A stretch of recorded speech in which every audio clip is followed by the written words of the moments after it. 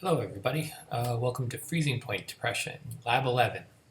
So today we're going to do a lab on freezing point, which is one of our colligative properties. So we're going to measure what the freezing point is and look at how to use the calculations for that.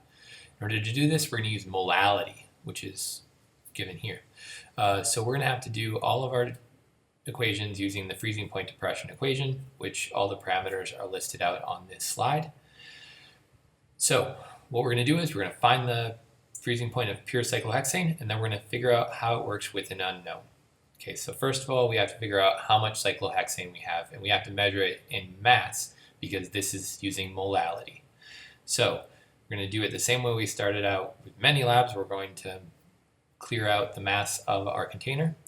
We're then going to get some cyclohexanes. In this case, sorry, it's not focused very well, but this is a bottle of cyclohexanes, and we're going to use a pipette to get some of that.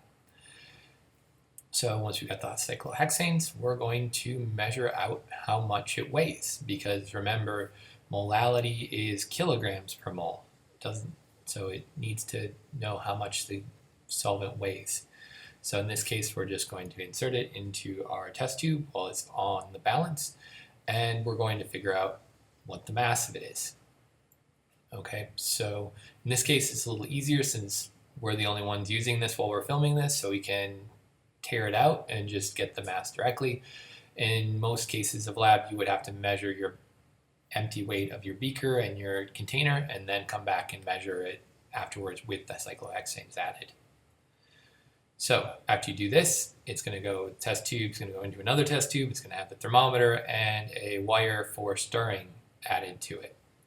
Okay, so now we've got the cyclohexanes in an ice bath. It's cooling down. So as it cools down, we're going to measure what the temperature change is every minute.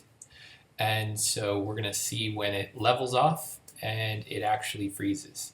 Okay, so this is like a lot of the 1128 labs are going to be. It's a little bit more measurement, not so exciting. We're just measuring what the temperature is of an absolutely clear liquid in an ice bath. So we just watch the thermometer and record down what the temperature is every minute, occasionally using the little wire to stir the solution so it doesn't freeze on the outside and before it freezes on the inside. So you want to keep it stirred a little bit. So stir up and down with the little wire to make sure it mixes up and it's a nice and uniform temperature. And you can see the temperature is dropping.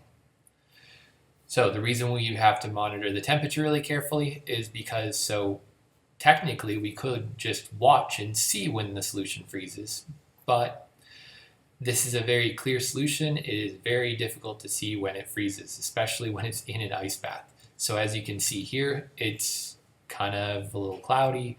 It's very, very difficult to see if there's any solids in the solution in there at all. And that is very, very tricky. So in this case, we have to use the data from the temperature to figure out when it freezes. Looking at it is often not as accurate as we would like. So you can wipe away all the condensation and try and get as good of a look as you can, but it doesn't usually work. So you have to have your data in a table form and you have to graph it out. And so this would be an example of what you would do. You'd take your data points, you put them on a graph, and you'd see where the graph kind of leveled off, and that would be where it froze, where the two lines intersect. So here is the data for a pure cyclohexane experiment. And this is the data that you should use when you're doing your calculations for this lab to figure out what the freezing point of the pure cyclohexanes is. Don't Google it. You'll get it wrong. Okay, so now we're going to take our cyclohexanes, we're going to add some unknown, and we're going to repeat this again. So now we're going to see what it is when it's not just pure cyclohexanes. So back to the solution, back to measuring what the temperature is. We're going to do it all over again, except for now our cyclohexane is going to have a little bit of solid in it. And so it's going to have a solution.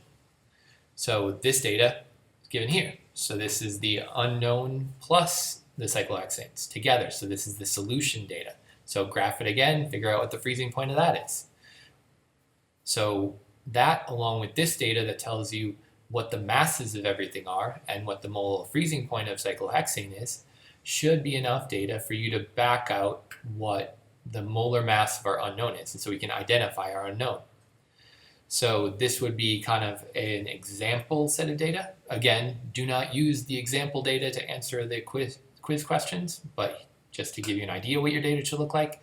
And this is an example of what the calculation should look like.